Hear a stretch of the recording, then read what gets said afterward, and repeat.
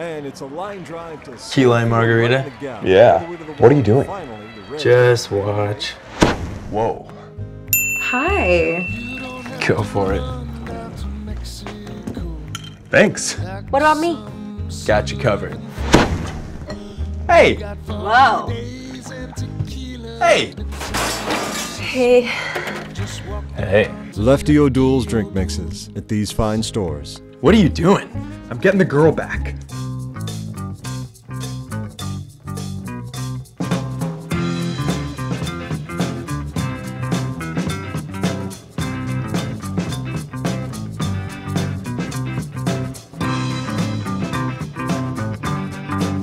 With a live audience at the Gold Dust Lounge at Fisherman's Wharf. It's the Will and Woolley Show, brought to you by Lefty O'Doul's Drink Mixes, your bartender in a bottle.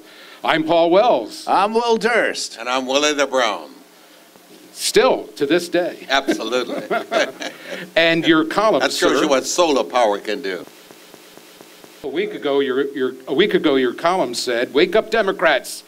Glazer's win is no fluke." I thought that might be a little starting point for our conversation. Well, it really wasn't a fluke. Because first of all, it wasn't the first time it's happened in the last year or so. A young man over in Marin County, Levine, beat the guy that all the Democrats had embraced and said he should win. And then, of course, the Republican woman in what basically is a Democratic district won after Glazer lost to the Democratic nominee, who was likewise backed by all the Democrats and organized labor and all the environmental organizations, etc. In this day and age, though, there is a need for Democrats to reassess how they go about trying to motivate people to go to vote. If people turn out, traditional Democrats can win. If people do not turn out, it's open season. It's open season into 2016.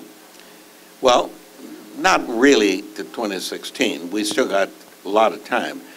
There appears to be no similar actions nationwide.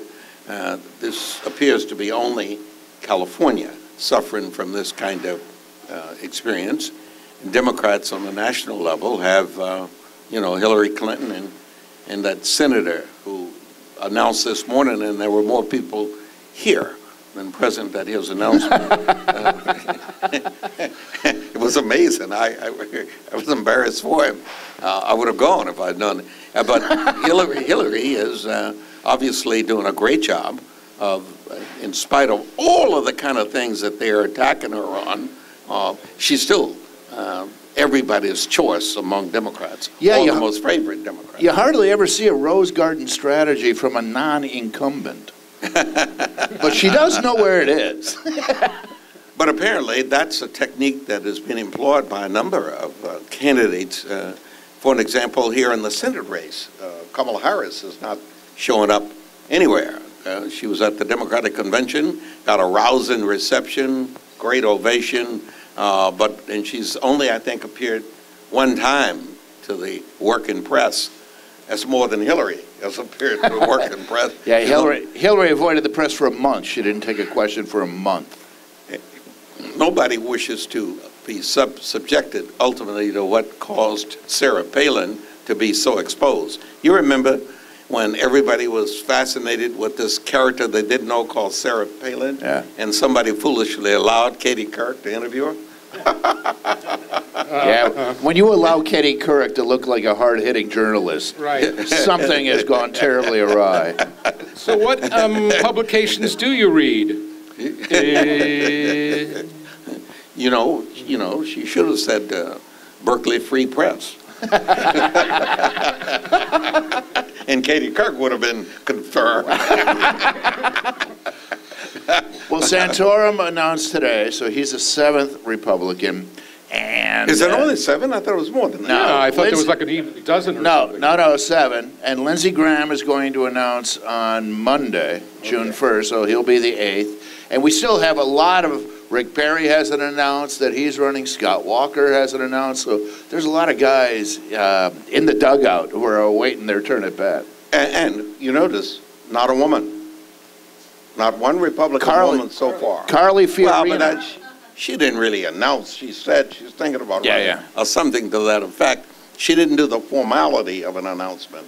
And I think she's only running, if she runs, because she's no longer a resident in California. If she was a resident in California, she'd probably be running for the U.S. Senate. Well, also, the Republicans aren't really big on women. The only women they're really interested in is Barbara Bush, and not as a candidate, more as a production facility. What a great line. Well, how about Jeb Bush answering the same question 5 different ways? Yeah. Well, but that's the nature of his genius. He just lets you know that he knows all the answers that anybody could give on any issue without reference to his having to adopt either one. Pretty clever. And also, they keep saying that, oh, this is a smart Bush. You know, that's what they Well, keep he is telling. a smart Bush. I know, but That says a lot about the family. and the party. They wait till the 3rd time to trot out the smart one. At least the Clintons are giving us a smart one the He's- 2nd time around. But you know, he said that when he answered the question about the war the first time, he said, well, he was really sensitive to how it might affect his brother. And his brother said, what are you talking about? I wouldn't have done that. Which I thought was pretty good on his brother's part at that stage of the game. And he called his brother his biggest foreign policy expert. Yep. Yeah. Yep. Which gives you, but you know the Republicans, they're amazing. I frankly think that their most interesting candidate is Huckabee. I don't think any of those, I don't think Rubio or the guy from Texas or any of those guys are nearly as interested as, and you recall that he ran in 2008. And you recall at the end, when the dust cleared, with almost 0 resources. No money. He was still the only guy standing against McCain. He was the only guy left against McCain in all of that process. And so he apparently has some unique method by which he communicates with America. Although the guy Rand Paul is pretty impressive at communicating as well. You watch him and you don't even see him as a Republican. He doesn't want to be seen as a Republican. He doesn't want to be charged with the responsibility of carrying the Republican operation. I don't know whose operation he's carrying exactly. I don't know what party he intends to ultimately identify with, but he is impressive. Remember, he's the only Republican that took on that Patriots Act. And he's still trying to take it on. He also calls himself libertarian-ish. Yes, yes. And he's the only guy that says, you know, I would love to live in Colorado, where they have more dispensaries than they have Starbucks. Well, that's pretty much the definition of a libertarian. It's a Republican who smokes pot, or a Democrat who owns a gun. Here on the Will and Willie Show, Will Durst and Willie Brown, we're just getting warmed up.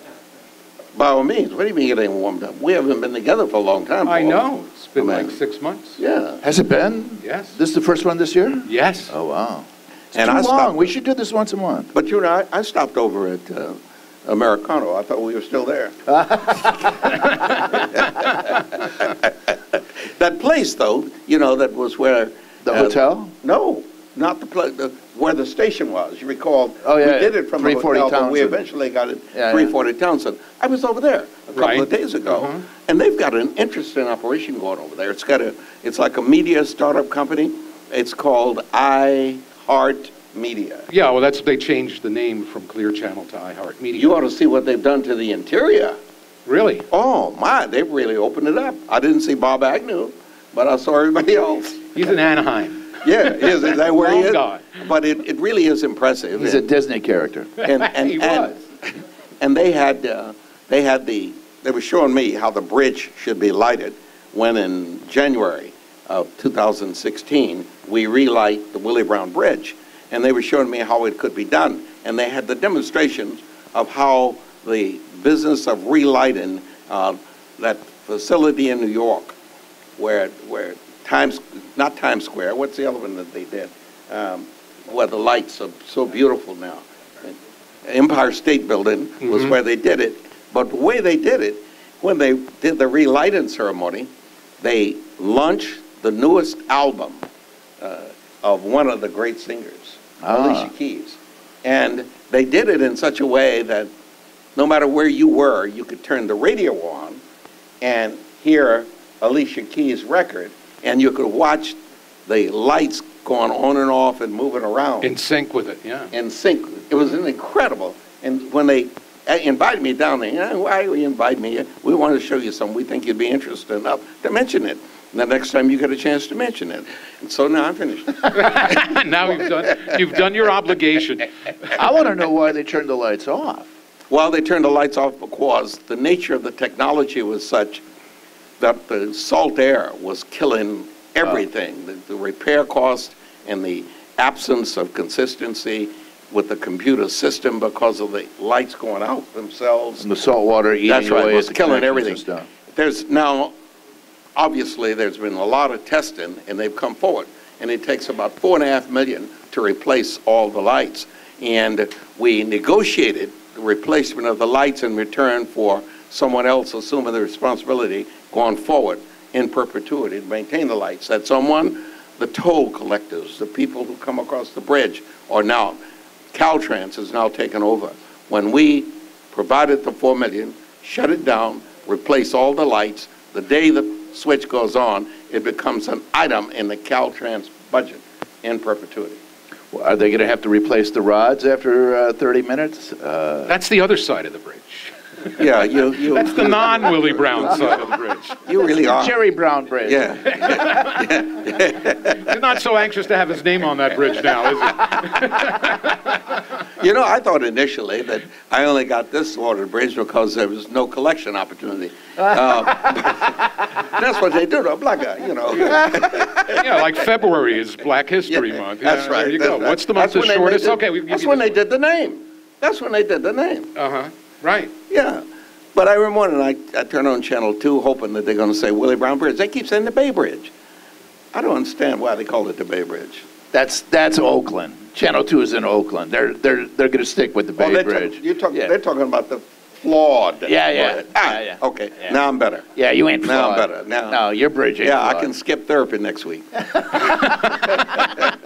That's what this 55 minutes is. That's right. That's right. In lieu. In lieu of. Life, though, has been interesting, Will. I have watched with fascination how San Francisco almost is being transformed every day. There is a whole new world out there being built in the city by virtue of all the new people that are here. We're now over 800,000 people, and the interest level for the newcomers is better than I've seen in a long time. We have a board of supervisors where there does not appear to be any central figure or around whom everybody is organizing for purposes of. We've got a mayor who doesn't offend anybody. And Are you sure? I live on Potrero Hill. all the rest of us, offended somebody, and some of us offended more than somebody. Some of us offended everybody. But Ed Lee is living a magical life. I mean, it's unusual for a mayor to be. He caught a wave, though. I mean, he caught such a wave. And we should talk about, I know we got to go to break in a couple of seconds here, but we should really talk about the transformation of the city, because it is Absolutely. incredible to see. It happens on a day-to-day basis that we're going to become a little white rich kid city.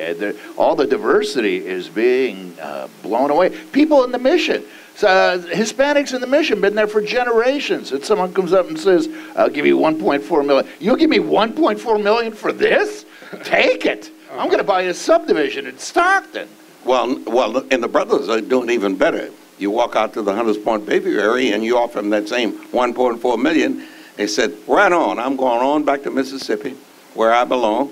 And they go down to Mississippi, and for $200,000, they buy 3 acres, brand new building, 4-car garage, all paid for.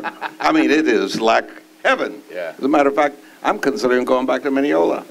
No, you're not. And on that thought, we're going to take a break here on the Will and Willie Show and be right back with C.W. Nevius from the San Francisco Chronicle, a fellow columnist.